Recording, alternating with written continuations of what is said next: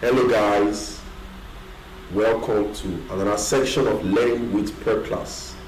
I am Tutor Chima, and in today's section we are going to be solving past questions on WAEC 2019. We'll be looking at biology, and we'll be taking questions 11 to 15 because in our previous video we solved questions 6 to 10. We've also solved questions 1 to 5.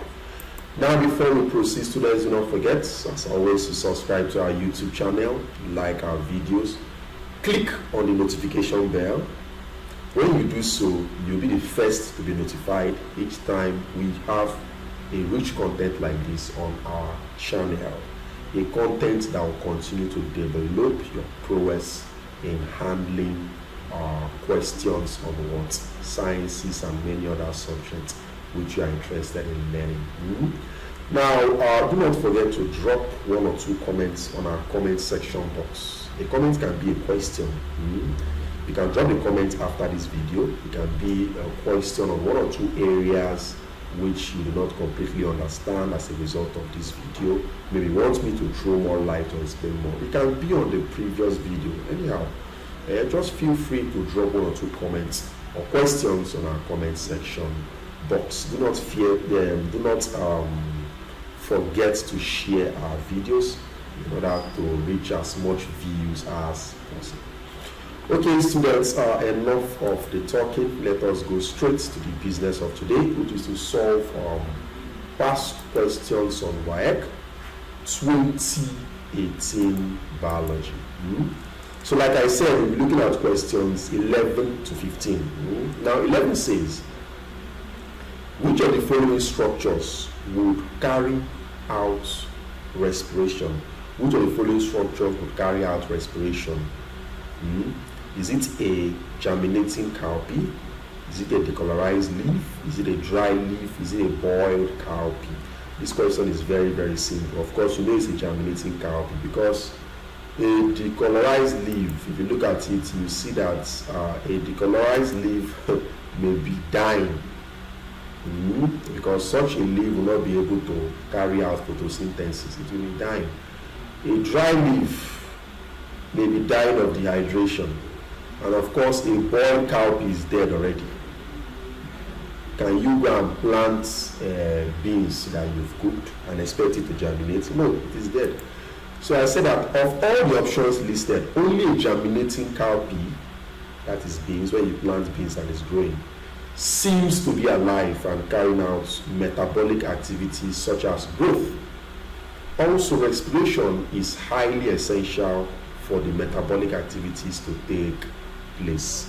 So only a germinating cowpea will be carrying out this activity of what? Respiration, which is the process of what? Breaking down glucose to yield energy in form of ATP.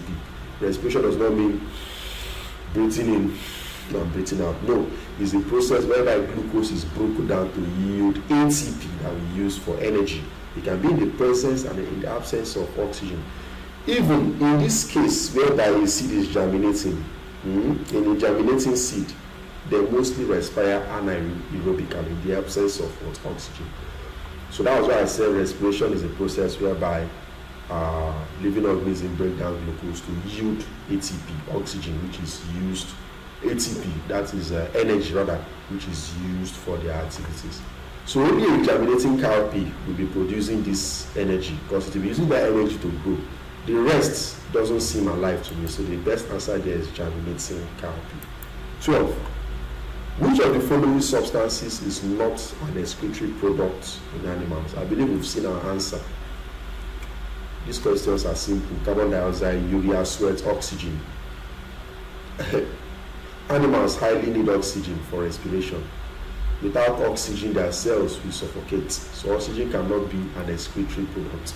It's highly needed. So carbon dioxide is a byproduct of respiration. It's a waste product for respiration in animals. Urea is a byproduct of amino acid utilization. Sometimes, if the liver stores amino acids, if the amino acid is in excess and the liver cannot store many or much of them, it carries out what we call deamination, the process where these amino acids are broken down to urea, and this urea are then excreted out by the kidney. So urea is a component of urine that is excreted out by the kidney, so it is a waste product. Carbon dioxide is a waste product. Sweat, of course, we know is a waste product from what our perspiration and sweating from our sweat gland. So only oxygen that is not a waste product, but it's highly required for cellular respiration. So oxygen is the answer. 13. An example of homeostasis in living organisms is A.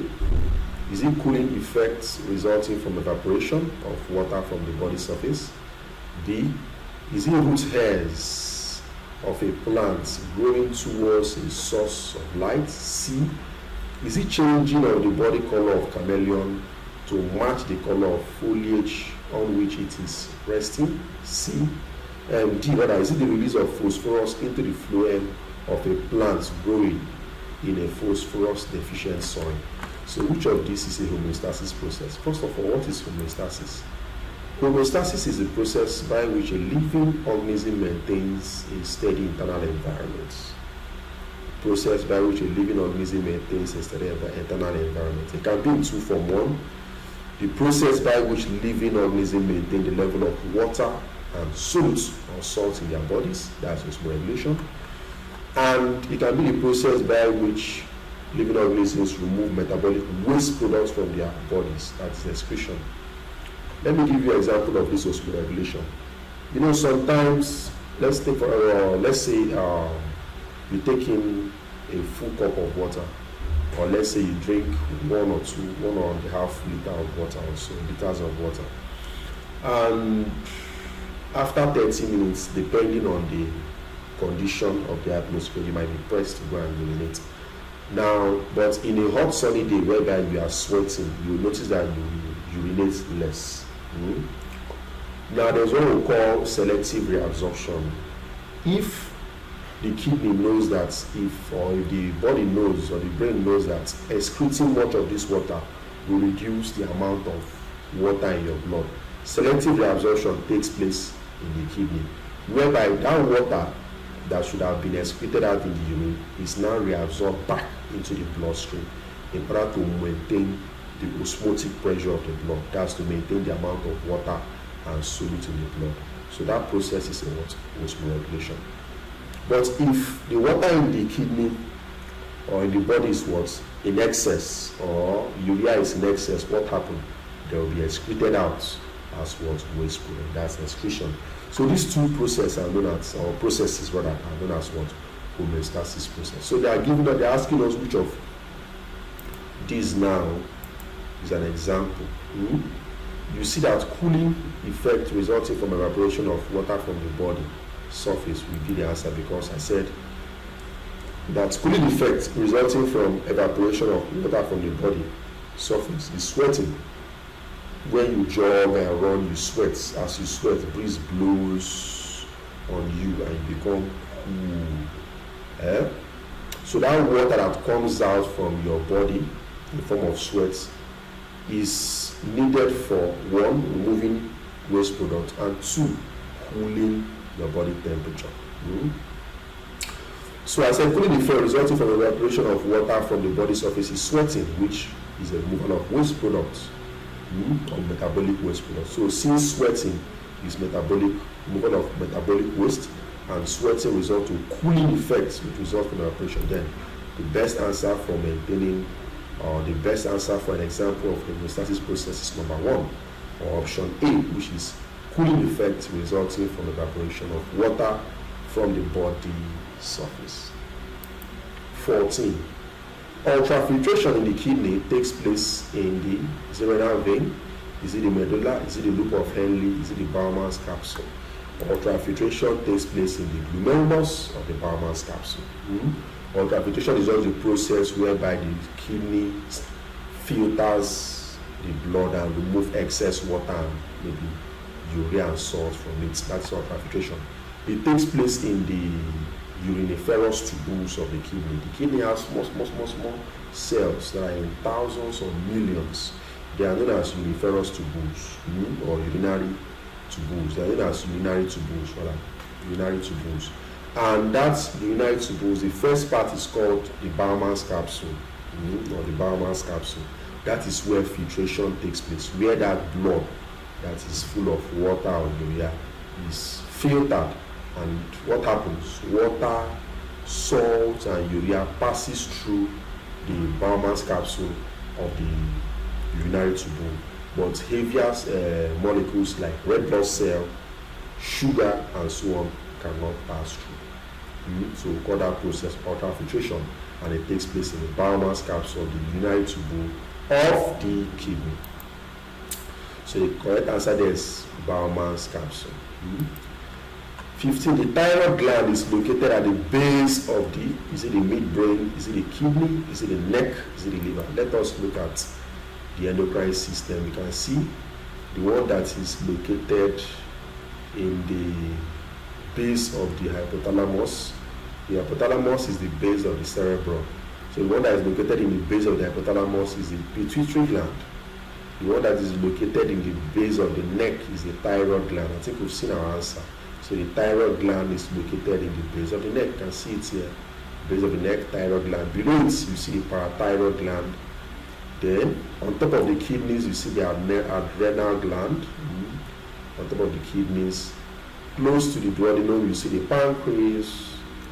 And you can now see the gonads, the reproductive organs. So the thyroid gland is located at the base of the neck. So the answer is base of the neck. Alright guys, we've come to the end of today's section of Learning with Prep class, where we looked at past questions on WAEC 2018 biology questions number 11 to 15. Now if you look below here, you see a link. I urge you to copy and paste this link on your browser. When you do so, it's going to take you straight to our WhatsApp group. When you join our WhatsApp group, you'll be getting updates and infos on the latest content we have on our channel. So till I see you or meet you again, I still remain Tutor Shima, a prep class tutor on biology. Bye and do stay safe.